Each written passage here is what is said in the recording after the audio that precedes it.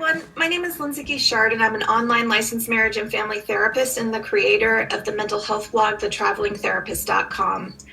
Tonight is day 23 of 30 going live on the Traveling Therapist Facebook business page. Hi, someone's watching. Thank you so much for joining me. Tonight I wanted to end my time going live with the mental health blog called, hi Barbara. I wanted to end our time with the mental health blog called What Makes the Good Life. And the speaker is actually a fourth generation director of a longitudinal study that is being conducted currently at Harvard. And it's called the Harvard Study of Adults. When we ask millennials the top two desires they have for their life, the top answers are to get rich and to be famous. So this longitudinal study at Harvard was a total of 724 men, and the study has been going 75 years. It started with teens and is keeping going till old age, and it started in 1983. They gathered two groups of men. The first group was sophomores from Harvard, and the second group was males from the poorest part of Boston, and that group made up the 724. Every 2 years, they would get surveyed. And the big result that this fourth generation director wanted to share with us is that good relationships is what keeps us happy and healthy. He says that from this study, they've learned three main points. First is that social connection is good and that loneliness kills. Second, it's not the number of friends you have or the fact that you're in a committed relationship. It's the quality of the relationships.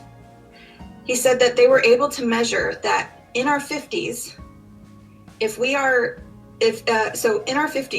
have satisfied relationships, according to the study, the 50-year-olds who claimed that they were satisfied in relationships were more likely to be healthy at 80.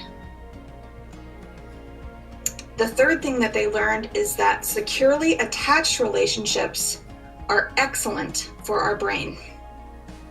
Dependability, so it's not necessarily us getting along, it's dependability when things get tough.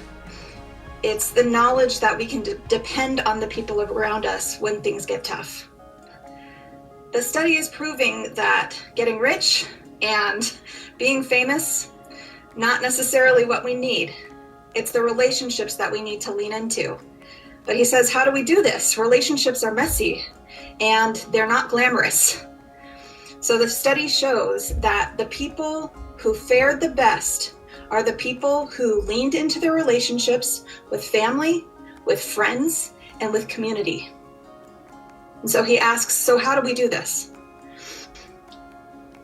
He said, it could mean replacing some screen time with people time, or it could mean livening up a stale relationship with new activities, going on walks, having dates. And that's pretty much, so the rest of the TED Talk, it kind of goes into a bit more detail. So if you're interested in getting the details, I will leave the mental health blog below where you can do that. Hi Kim. And that is it. That's my conclusion.